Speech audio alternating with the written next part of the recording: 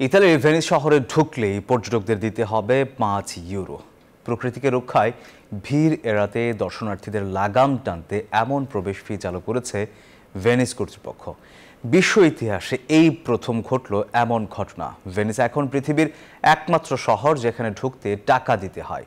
এতে ভেনিসের ব্যবসায় নেতিবাচক প্রভাব পড়বে বলে মনে করছেন ব্যবসায়ীরা।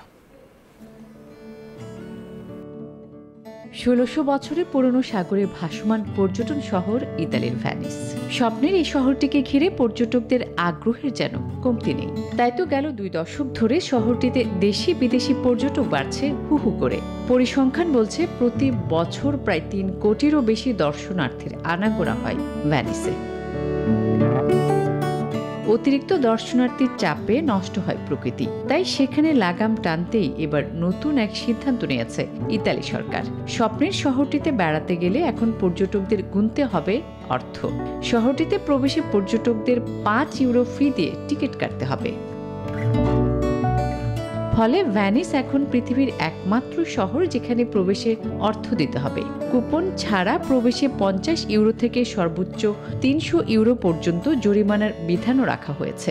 শুধু ফি নির্ধারণ করেই ক্ষান্ত হয়নি ইতালি সরকার। পর্যটকদের চাপ কমাতে ভেনিসে 25 জনের বেশি পর্যটকবাহী জাহাজ প্রবেশ নিষিদ্ধের সিদ্ধান্ত নেওয়া হয়েছে।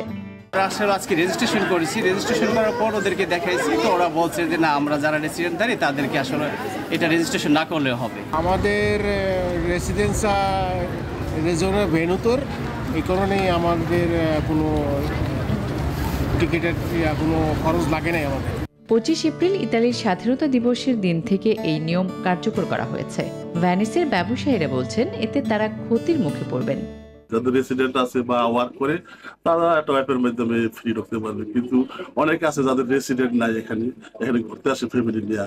আমার মনে হয় এটা ভেনিসের ব্যবসার দিক দিয়ে একটা খারাপ প্রভাব পড়বে। তবে ভেনিসের রেসিডেন্সধারী ছাত্র, শ্রমিক এবং 14 বছরের নিচে পর্যটকদের ক্ষেত্রে এই আইন প্রযোজ্য হবে না। Desk report, news 24।